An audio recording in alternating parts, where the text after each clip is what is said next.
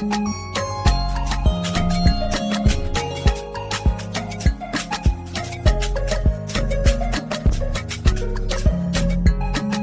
everybody. This is Paul Herman, the Prince of Motivation and host of Zaka Presents My Journey. We're creating this vulnerable and positive platform where you can get inspired and motivated from different leaders from our community. Today, our guest is Dr. Genelle Garcia, who is a physical therapist certified in wound specialist at Stamford Health. Genelle, welcome to the show. Thank you so much for having me. Oh, it's a pleasure to have you on today. And I know the listeners are going to be tuned in to hear all the great things that you're going to be expressing with us today. And I want to kind of get into that. But before we even dive in further into what you do currently at your job, give us a little background on yourself. Where you're from, where your parents from. So I am a first generation born here of immigrant parents. My mother was born in Trinidad and Tobago, and my dad was born and currently actually lives in Grenada, but he grew up as a teenager in Trinidad and Tobago, so he's familiar with both islands. They both came to this country when they were pretty young, so in their 20s or so, and then they settled in New York. They separated, so I lived with my mom. I grew up in Long Island, and my dad lived in Brooklyn. Now, the Caribbean background, just to give it a little bit more to the listeners, could you express where the two islands are located? Sure. So Trinidad and Tobago is a small sister island. So it's two separate islands right off of the coast of Venezuela. And a little bit further up from Trinidad and Tobago is Grenada, probably about a 30-minute plane ride from Trinidad. So they're relatively close to each other in the Caribbean. Gotcha.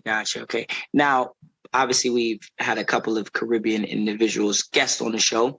And could you tell us a little bit about the Trini or the Grenada culture a little bit more? Sure. So Trinidad and Tobago is one happy island, better known as, and they are known a lot for the introduction of steel pan to the world. Yep. They're also really well known for their carnival. So I think next to Brazil, it's probably one of the largest carnivals in the world. And then they're also really well known for calypso or soca, which is a genre of music. That's Trinidad in a nutshell. And then Grenada is a smaller island right next to Trinidad, but a little bit slower pace. And they're really well known they're called the Nutmeg Island. So slower pace, but beautiful beaches, really nice, quiet island. Now, did you grow up in the Caribbean at point in time? So I did not. I was born and raised in Long Island, but spend a lot of time in Trinidad. So growing up, summer vacations, I would spend my whole summer there. The reason why I ask is, sometimes people are born here, but then, they go back home and they stay there for some time, go to school. And, you have the luxury of going back and forth. So that's why I want to kind of ask that question. Now, at a young age, how did you know that you wanted to be, a physical therapist? Was it something that inspired you at a young age? So I actually, at a young age, remember wanting to be a pediatrician. And somewhere along the line, I think more so in high school, that kind of changed. I wasn't sure if I wanted to go that route. So I started thinking about other things, but I knew that I needed to be in healthcare in some capacity. So sciences were really big for me. I knew that I needed to be in healthcare, but at that time, I just didn't know which direction I was planning to go. Now, no one in your family is in the medical field? So my grandmother was actually a nurse. But other than that, it's just her and I. Okay. Now, obviously you had to go to several years of schooling. Could you kind of let the listeners know about that journey of what did it take to get into that field? So, I went to Sacred Heart University in Fairfield, Connecticut, and I did my undergrad in exercise science, which I completed in 3 years instead of 4. And then I went. You got to come through. Then I started my doctorate program for physical therapy, what would have been my senior year. And then it took me 3 years to get my doctorate. And then after that, I graduated and I began working as a physical therapist with an interest in wound care for about 2 years at a big hospital in Long Island. And there, my interest in wound care really started to grow. So I decided to apply to the first and actually only wound management residency program in the country, which was at LSU University. So at that time, I was accepted, and I actually happened to be the third resident in the entire program, and of course, the first Black wound management resident in the country at the time. Oh, wow. Wow. That's pretty big right there. And I know that the Caribbean background, I know that it does have a strong passion for like work ethic and studying in school from a lot of the guests that have been on the show. You know, I want to know a little bit more about that earlier journey before you started to get into like Sacred Heart and pursued a little bit more. Were there any qualities that you learned from your parents that like kind of like you implemented into your career and your studying? So, I mean, absolutely. So growing up in America, of course, as a first generation immigrant to immigrant parents, I kind of knew, I feel like off the bat, that I was different, right? For me, failure was not an option. As early as I can remember, my grandfather, before he became an entrepreneur in this country, when he came here, he came as a laborer, right? So he worked on a farm, he picked apples, and he worked until he made enough money to bring the rest of the family over to the United States. So my mom and her brothers, my grandmother. So I knew that failure was not going to be an option for me. I needed to be successful. And I understood the hard work that was needed in order to make that happen. My mom, you know, for example, has 2 master's degrees in education, and my dad was a really successful construction foreman and welder. So, you know, my family worked really, really hard to provide myself and my cousins the opportunities and the tools to be successful. So, you know, I feel like early on, I always knew that failure wasn't an option. Whatever it was, I needed to find something that I was interested in, something that I had a passion for, and I needed to work hard because that's just what was ingrained in me. And it obviously paid off. You know what I mean? Obviously working hard and you said you graduated something that would have taken 4 years for the average individual. You did it in 3 years. Yes. And you obviously continued on with your studies and you just pursued it. And now you're at a place right now where you're helping and changing lives and, you know, inspiring a lot of people, whether women of color or just women in general, to pursue that field. Now, something that, you know, I think about is that, you know, there's a lot of times as a young adult, you do get that inspiration from other individuals. I'm assuming, obviously you said like your grandmother had a little bit of that medical background, but I'm assuming at some point in time, you turned to your left and your right and there was no like, you know, Trinidadians in a sense, for example, as a physical therapist. You know, did you notice that when you were growing up? Do you see any, you know, I want to say people from the Caribbean in your position? No. So when I was in PT school, I was probably about one of 5 or 6 Black and brown people in my class of 60. So that was already, you know, I knew kind of what I was getting into in that sense. And it's unfortunate because it's such a good profession and it's growing rapidly. But unfortunately, we are still such a minuscule part of that growth at this point, you know. And I find that there's a lot of barriers that keep us kind of away from, you know, getting into PT school and applying and accessing all of these particular specialties that are available to us. So it's unfortunate, but I think as more of us explore the profession and we become familiar with what a physical therapist is and what we do, I'm kind of hopeful that we'll start seeing more of us, more representation of Black, brown, and Caribbean therapists in the field. Yes. And I know it's sometimes very hard to like look to your left and right and not see someone who kind of relates a little bit close to your culture or your background. How did you feel about that when you were inclining up the ladder? It's hard.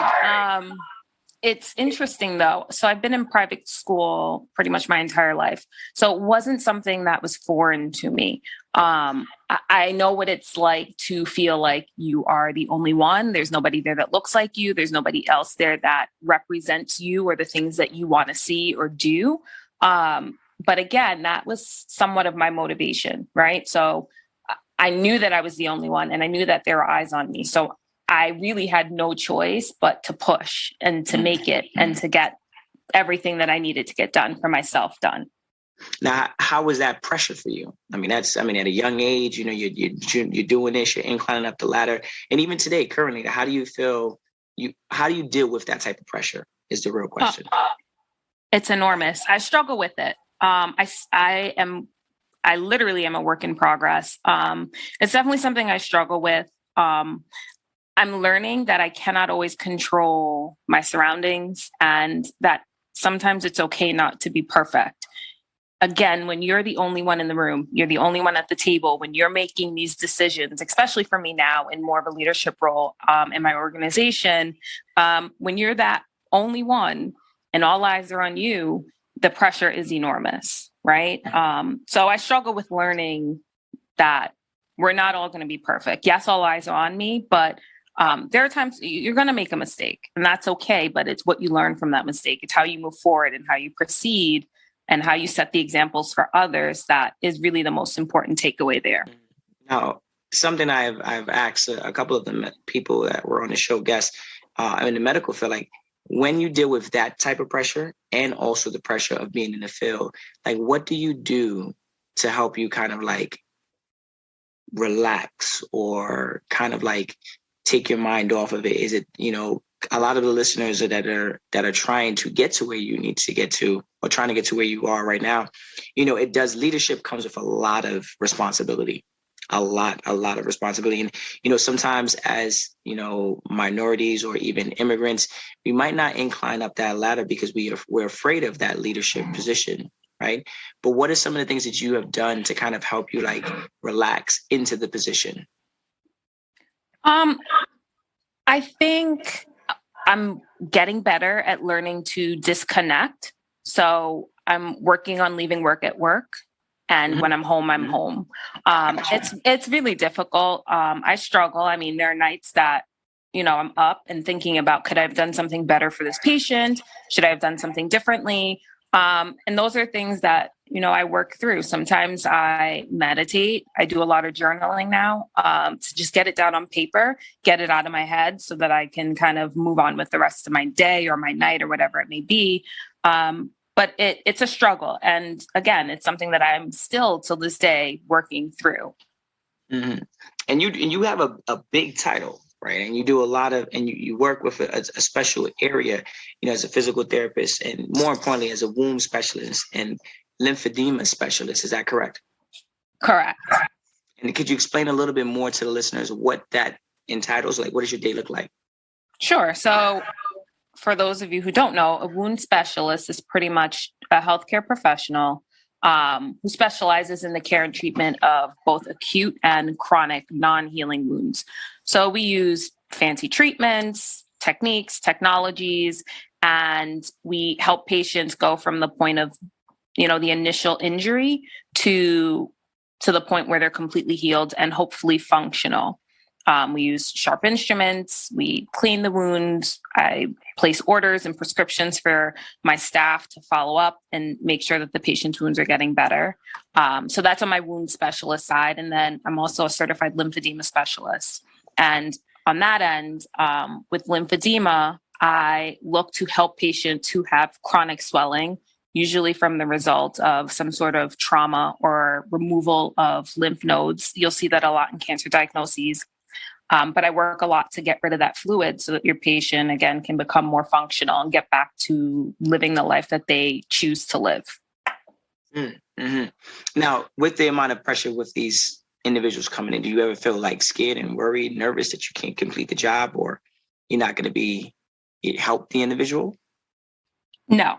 I feel like at this point in my career, there's not much that I haven't seen. especially from coming from a residency program. The point with the residency is it exposes you to every kind of diagnosis, every kind of wound that you could ever run into in the clinic or in the field. So I know that I have the intellectual backing. I have seen it. And sometimes it just takes a little bit of me taking a step back, composing myself, gathering my thoughts, and then reapproaching the patient. With wound care, luckily, it's one of these things like you may try something today and, it may not work. So you come back tomorrow and you do something differently and maybe the patient responds to that. But it definitely is not, if you're looking for immediate gratification, this is not the field for you. Right. Mm-hmm. Well, yeah, that's the medical field is definitely, a challenging one, but I'm always appreciative to know that there's individuals like yourself that, value this position, value just being a leader in it and also just loving what you do. Because, when you love what you do, it obviously makes even a bigger impact and influence on the people around you, your community, and also the people you're servicing as well, too. So absolutely. Kudos to you and congratulations on that. I know you're in a sense, you're like a trail setter, at the end of the day for the culture and for also like brown and Black women, what were like some of the biggest challenges or obstacles that you had to overcome, within this journey? I think there were a lot. A couple that kind of stick out in my head was, I think one of the biggest obstacles I have worked to overcome is learning again to navigate these areas where, again, I'm the only one who looks like me, right? And I'm making these leadership decisions for my department. And, I had to get comfortable with being uncomfortable, right? And making sure that my ideas weren't only heard, but they were taken seriously. So I got really good at being able to advocate for myself, advocate for my department, and allowing my intellect to kind of speak for itself. There are always going to be people who doubt you and your ability, but when you have the skills to back that up, there's not much that they can say. So definitely that was one of the biggest hurdles that I have definitely worked on and have gotten really good at. And it's all, when you're dealing with patients and families, that dynamic is always changing. So one of the other obstacles I think that I have, or that I consistently come across, is my interaction with patients and their families. So I get a lot of, you're so young, how old are you? How long have you been doing this? When did you graduate? And after a while, that gets a little bit frustrating because I know for a fact that a lot of my Caucasian counterparts are not asked that, right? So they're looking at me and they want to know if I am qualified enough to do this job. So learning how to deal with patients, learning how to appropriately and professionally respond is, again, something that I have worked on. That was definitely an obstacle for me in the beginning because that's something that could have the potential to really diminish my confidence, but I didn't allow it. Instead, I learned how to work with it. Wow. Now, I know as a physical therapist, you could have chosen any field, right, to be a part of, because it's different areas of being a physical therapist and specializing in the two other areas. Why did you pick those two areas?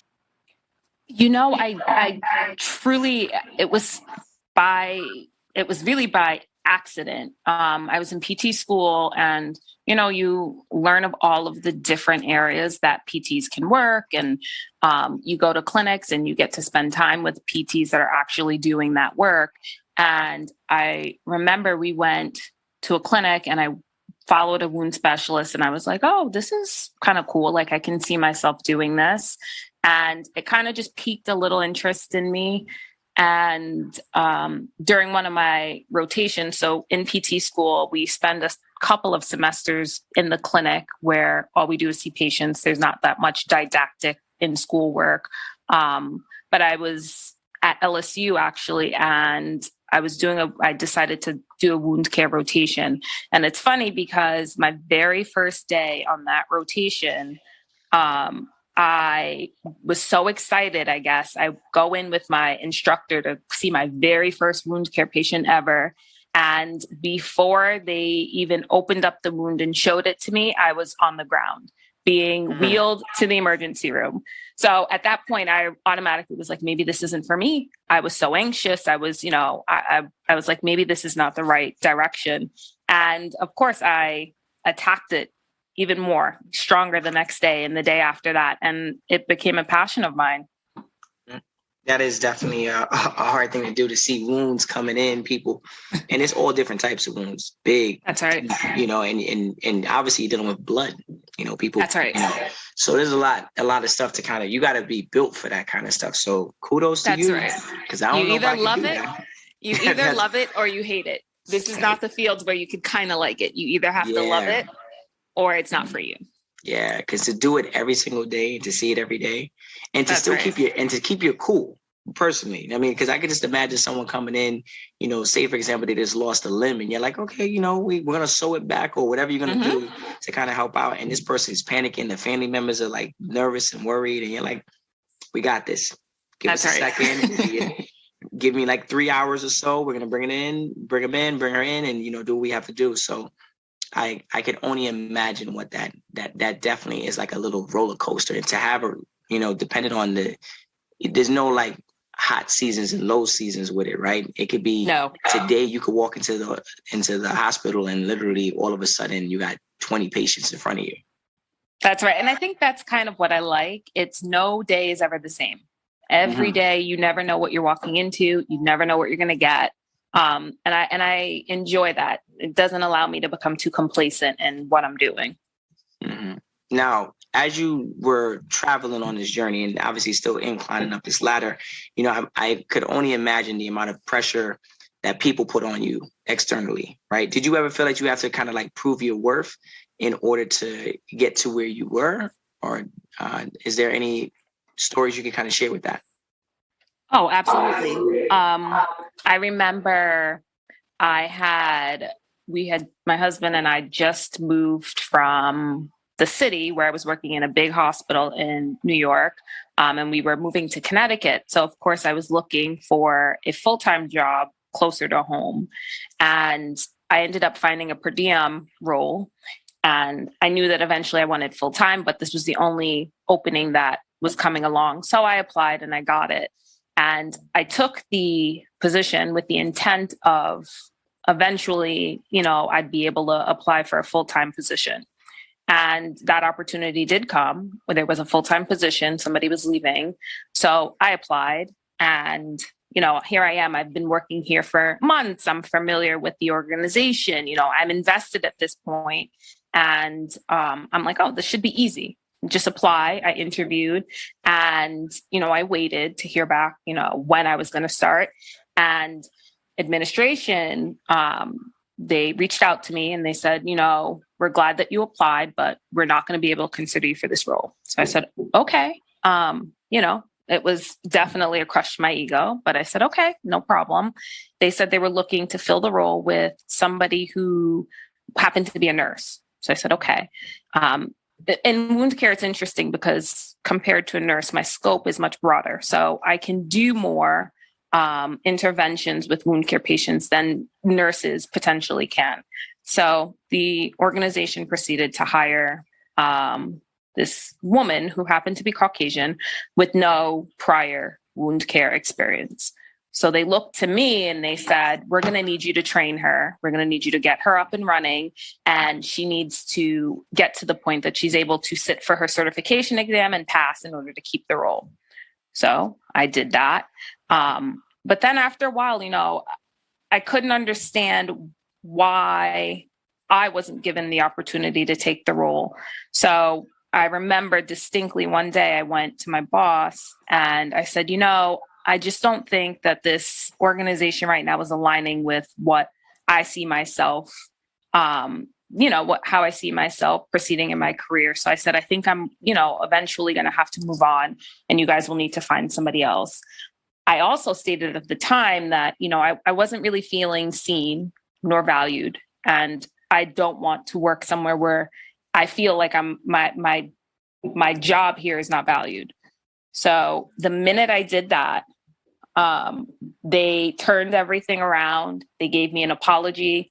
They gave me a full-time position, a hiring bonus. Unfortunately, this woman was let go. She was lovely, but I think she realized that this was not the right fit for her. But that was definitely a turning point for me. That was a situation that definitely had the capability to break me and break my spirit.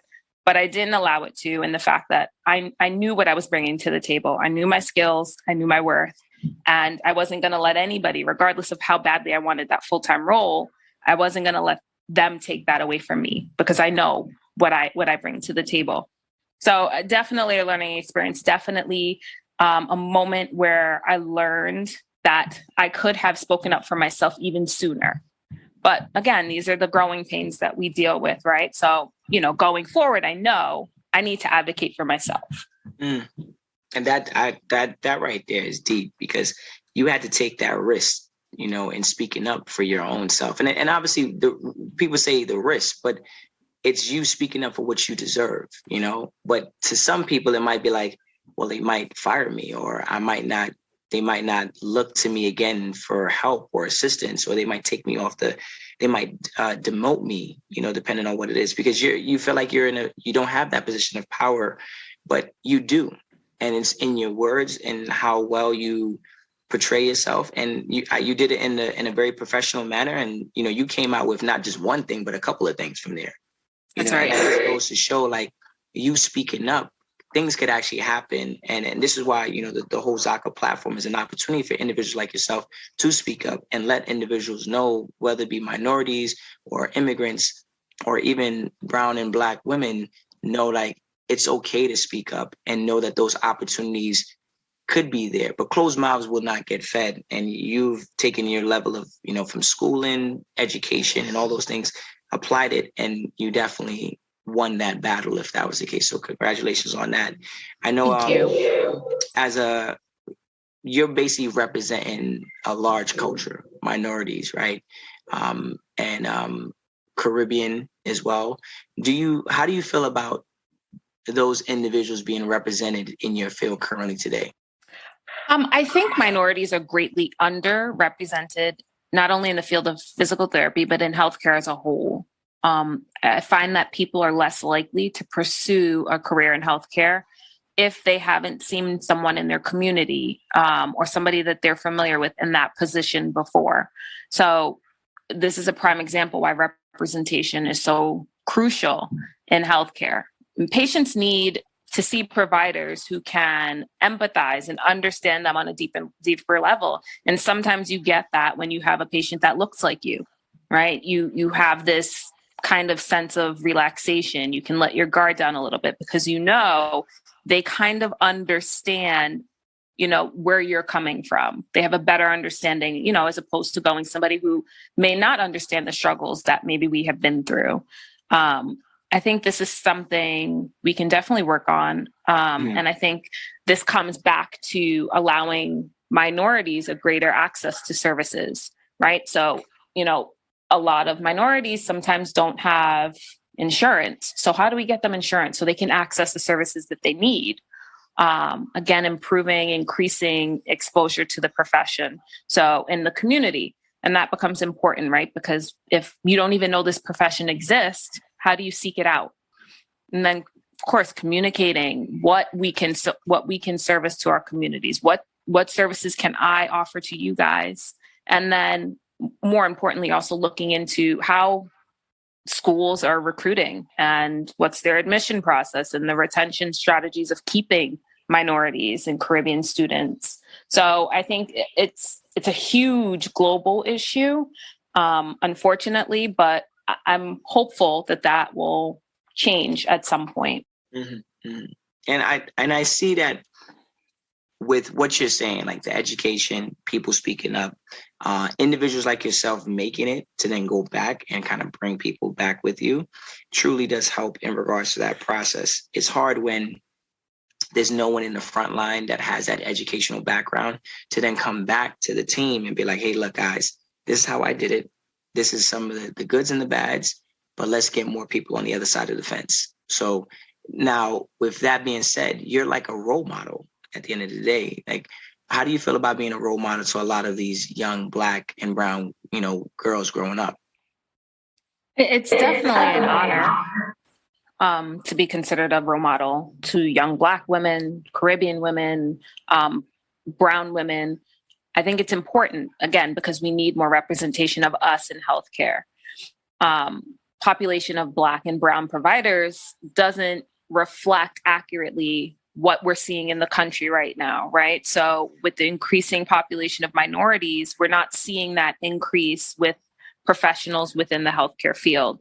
So on all fronts within healthcare, I think it's important that we continue to be role models and we encourage other people that look like us to join the field and really help make some impact. Now, dang, that's just the fact of you being a role model in this field and knowing that there's people listening right now. I hope that the listeners, anyone who's looking to be in this field, like definitely look into mentorship, look into, other forms of educating yourself so that when you hop into this field or get into a field like this, like you said, you either love it or you don't, right? It's important that, those individuals shadow, possibly visit an establishment and learn a little bit about what's going on, and hopefully ask these types of questions to the individuals like yourself, like, how do you feel to be in this position? Because then it truly gives them a better understanding of what they're up against and what they're about to go through. I know you have had a lot of great moments and obviously some sad moments as well too in your profession, but like, could you talk about any like moment that kind of made you like super proud for the work that you do? I don't know if I have any particular moments. I think every day I walk into work, I'm proud of the work I do. I'm proud to be able to help people really meet their goals, change the quality of their life, get back to doing the things that they love, no matter how big or how small.